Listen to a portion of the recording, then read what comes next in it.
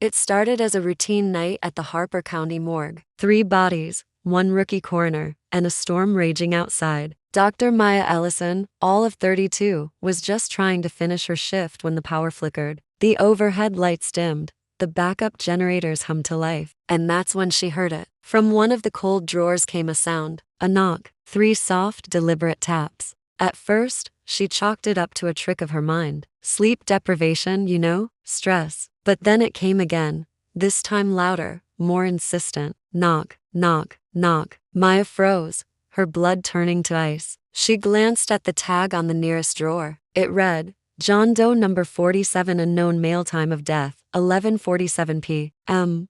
But the clock on the wall, it showed 11:46. She hadn't even pronounced him yet. Suddenly, the phone on the wall rang, its shrill sound cutting through the storm's howl. She picked it up. All she could hear was static, and then, a deep, chilling voice whispered, "Don't open it." Her breath caught in her throat. "Who is this?" she stammered, but the line went dead. Was it curiosity? Or was it madness? She couldn't say which emotion took over, but she found herself pulling open the drawer. Inside lay a man, his eyes wide open. He wasn't dead. He was barely breathing. His hand shot out, grabbing her wrist with surprising strength, and he croaked, "He's coming." Before she could even process what was happening, the emergency lights cut out completely. Darkness swallowed the room. Maya scrambled for her flashlight, her hands fumbling through trays of cold steel instruments. That's when she heard the footsteps, slow, steady, deliberate. Someone else was inside the morgue with her. The beam of her flashlight cut through the blackness and caught movement, a tall man in a police uniform, his face half hidden under the shadow of his cap.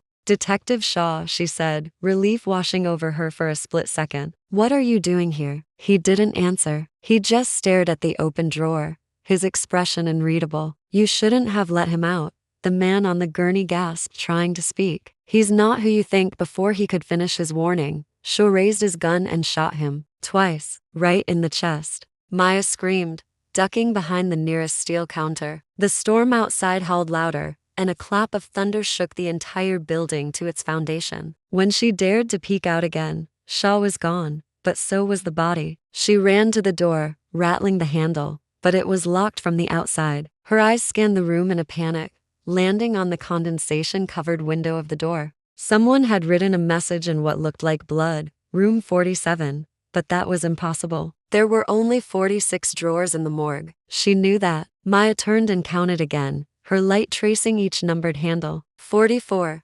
45, 46, and there it was. A drawer she had never ever seen before, wedged into the back corner, unnumbered. Her hands trembled as she reached for it, her heart pounding against her ribs. She slid it open. Inside wasn't a body. It was a photo of her, dated for tomorrow, and underneath it, a small white tag. Dr. Maya Ellison, time of death, 11:47 p.m. She spun around, ready to run, to scream, to do anything, and standing right behind her was Detective Shaw, his eyes as black and empty as the night. A slow, terrifying smile spread across his face. "Looks like you finally made it," he said. A single gunshot echoed through the morgue. Then, silence. The next morning, the janitor found the morgue spotless. There was no blood, no bodies out of place, just one cold drawer, slightly ajar. Inside, a photo, the same one. And they say, if you're ever at the Harper County Morgue late at night, and you listen very closely around midnight, you can still hear it. A soft, deliberate sound from one of the drawers. Knock, knock, knock. If you enjoyed this story,